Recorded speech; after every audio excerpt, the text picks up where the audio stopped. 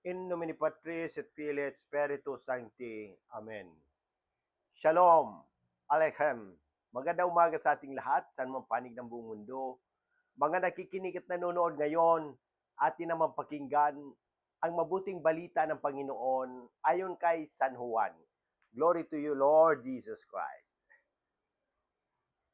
Noong panahong iyon, sinabi ni Jesus sa kanyang mga alagad, "Kung ako'y kilala ninyo, kilala na rin ninyo ang aking Ama. Mula ngayon ay kilala na ninyo siya at inyong nakita." Sinabi sa kanya ni Felipe, "Panginoon, ipakita po ninyo sa amin ang Ama at masisiyahan na kami." Sumagot si Jesus, "Matagal na ninyo akong kasama, Felipe. Diyata't hindi mo pa ako nakikilala. Ang nakakita sa akin ay nakakita na sa Ama. Bakit mo sinasabing ipakita mo sa amin ang Ama? Hindi ka ba naniniwalang ako'y suma sa Ama at ang Ama'y suma sa akin? Ang mga salitang sinasabi ko ay hindi ko sinasabi sa ganang aking sarili. Ang Amang suma sa akin ang gumaganap ng kanyang mga gawain. Maniwala kayo sa akin. Ako'y suma sa Ama at ang Ama'y suma sa akin.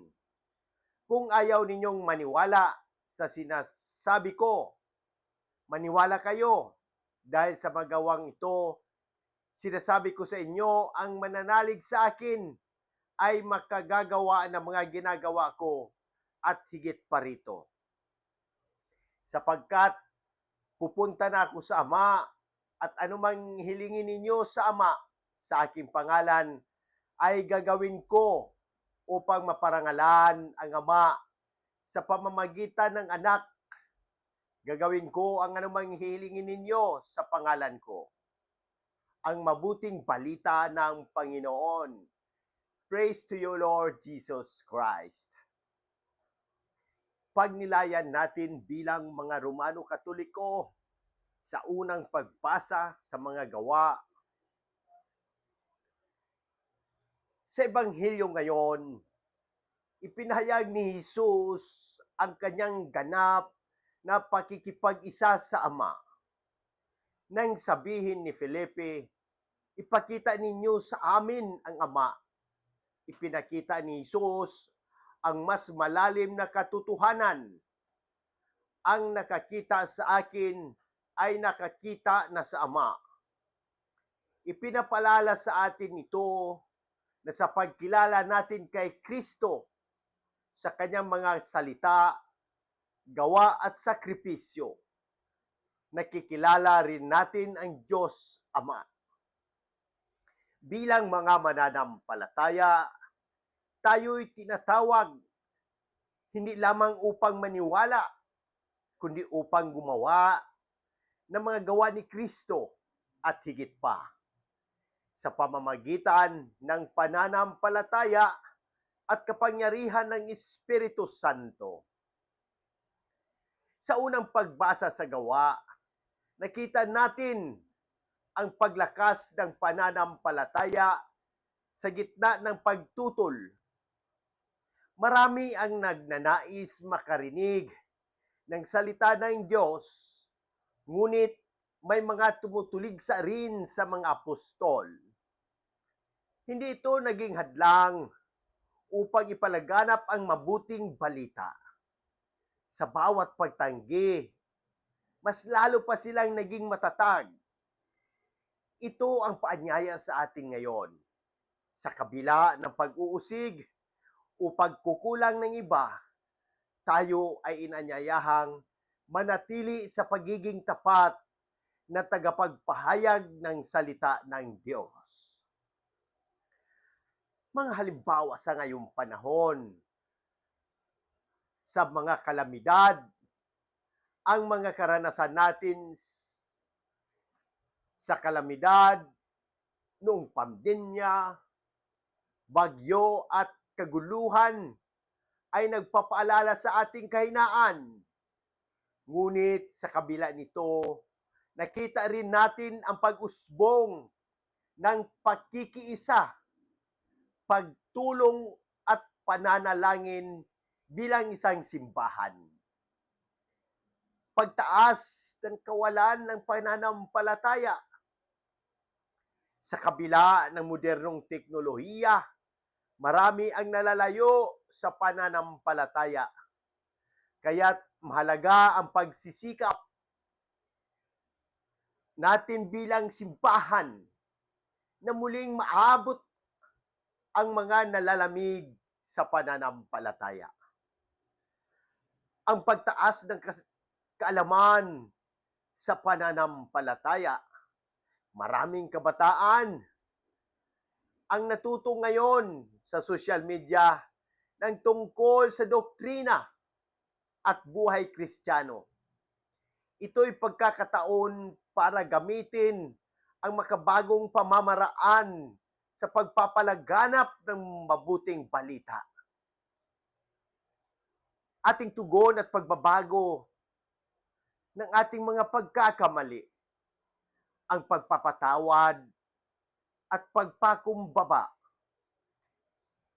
Sa halip na sisihin ang iba sa krisis ng pananampalataya, kilalanin natin ang ating pagkukulang sa pagiging saksi kay Kristo. Mas aktibong pakikilahok sa simbahan. Hindi sapat ang dumalo sa misa, kundi dapat ay maging aktibong tagapagdala ng mabuting balita sa komunidad. Ang pagsisisi at pagbabalik loob. Sa mga pagkukulang natin, tayo'y inanyayahang bumalik sa Diyos sa pamamagitan ng kumpisal at paggawa ng kabutihan. Manalangin tayo para sa kagalingan. Aming Amang mapagmahal, sa ngalan ni Jesus na iyong anak, aming itinataas sa iyo ang kagalingan ng aming Obispo Jose Bantolo, Padre Vicente Gomez, Padre Boy Bautista, Padre Nathaniel Cañares, Padre Lario. Hipuin mo sila ng iyong mapagpalang kamay at bigyan ng lakas ang kanilang katawan at diwa.